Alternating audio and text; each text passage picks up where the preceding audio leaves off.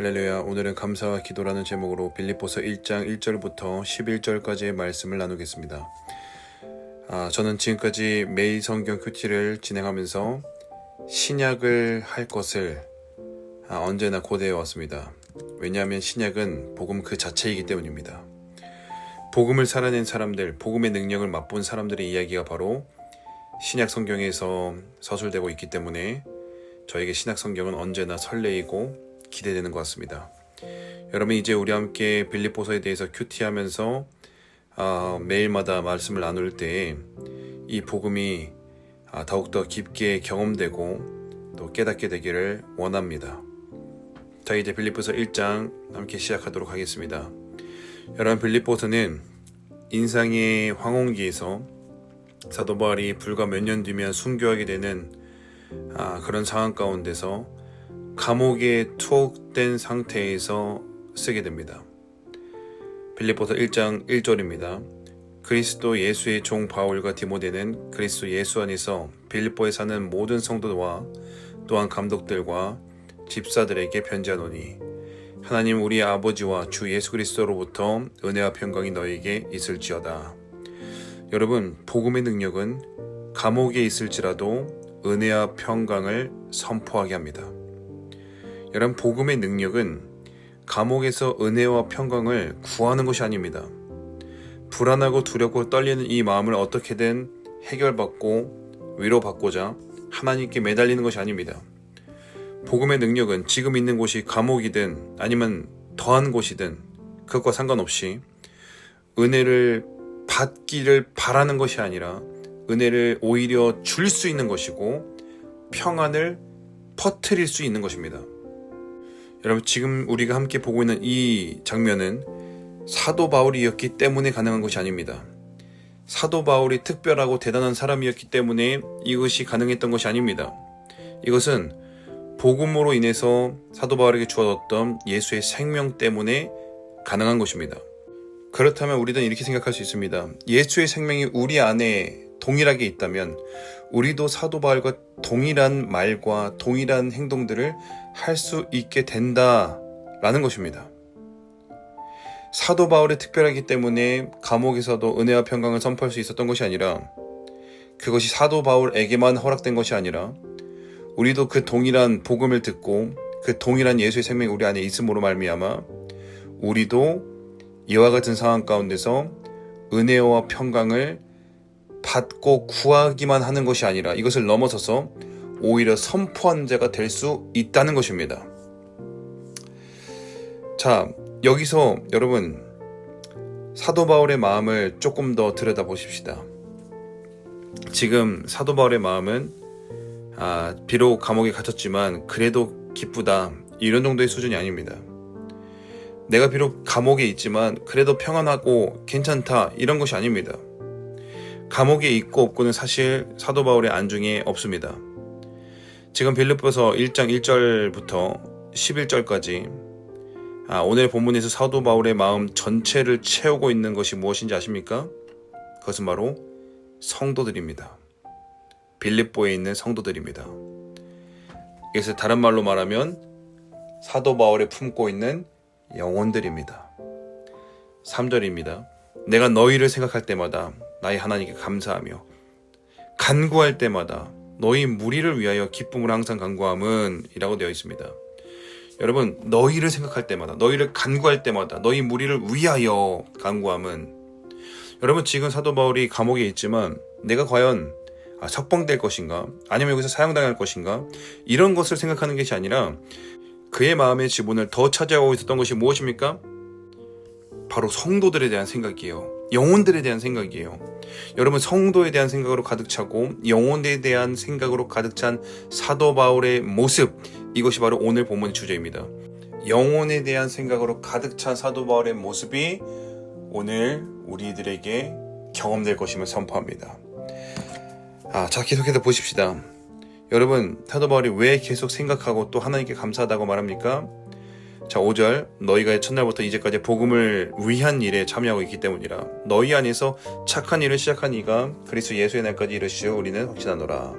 여러분, 너희 안에서 이렇게 말하고 있죠. 너희 안에서. 우리가 지금까지 매일 성경 큐티를 진행하면서 구약의 시편과 에스더를 나눴지만 여러분, 너희 안에서 라는 말이 가능한 것은 오직 신약에서만 가능합니다. 여러분, 구약에서는 하나님과 우리는 철저히 분리되어 있어요. 그래서 우리가 하나님을 위해서 말씀을 지키고, 우리가 하나님을 위해서 율법을 해석하고, 우리가 하나님을 위해서 율법을 사랑한다. 이게 바로 구약의 관점이라면, 신약은요, 예수의 십자가로 말씀을 지키시고 이루시는 하나님이 우리 안에 오셨다라는 것이 신약의 시작이에요. 자, 그래서 신약에서는 우리가 말씀을 지키고 우리가 말씀을 행하는 것이 아니라 우리 안에 계신 하나님의 말씀을 지키게 하시고, 우리 안에 계신 하나님이 우리의 말씀을 해석해 주시고, 우리 안에 계신 하나님의 말씀을 살아내게 하신다라는 것입니다. 이게 바로 복음입니다. 이것이 새 언약입니다. 자, 너희 안에서 착한 일을 시작하신 이가, 여러분, 이것은 당시 빌립보 성도들에게만 해당되는 내용이 아니라 지금 오늘날 우리들에게까지 해당하는 놀라운 복음의 선언인 것입니다. 자, 7절 이하 보시겠습니다. 내가 너희 무리를 위하여 이와 같이 생각하는 것이 마땅하니 이는 너희가 내 마음에 있으며 나의 매임과 복음을 변명함과 확정함에 너희가 다 나와 함께 은혜에 참여하는 자가 됨이라. 나 예수 그리스도의 심장으로 너희 무리를 얼마나 사모하는지 하나님이 내 증인이시니라. 자, 7절 너희가 내 마음에 있음이며, 8절 너희 무리를 얼마나 사모하는지 하나님이 증인이시다.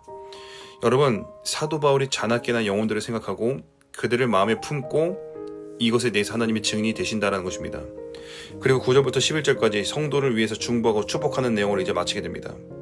여러분, 지금 이 1절부터 11절까지를 읽을 때 여러분 어떤 생각을 하시면서 보시게 되었습니까? 저는 제가 먼저 말씀드리면 어떤 생각이 들었냐면, 사도 바울이 영혼을 품고 있는 그 모습이 바로 저의 모습으로 보였습니다. 여러분, 제가 성경을 읽는 아주 중요한 관점 하나를 말씀드리겠습니다. 특히 신약 성경을 읽으실 때 더더욱 그러한데, 자, 이렇게 하는 겁니다. 성경에 어떤 인물에게 놀라운 일이 일어나잖아요. 그럼 그것을 나의 삶에도 동일한 일이 일어난다고 생각하는 거예요. 여러분, 이 생각은 어떤 거룩한 욕심, 열정 이런 게 아닙니다. 이것은 복음적인 생각과 관점으로 성경을 받아내는 것입니다. 여러분, 저는 빌립보서를 딱 보면 사도 바울이라는 특별한 사람에게 일어난 놀라운 이야기가 아니에요. 저는 이 빌립보서가 사도 바울의 이야기, 곧 저의 이야기로 보여요. 그리고 제가 가야 할 길로 보여요. 왜요? 여러분, 성경이라는 것은 하나님의 형상대로 지음받은 인간의 모습이 어떠해야 하는가를 말씀하고 있는 책이 바로 성경이기 때문입니다.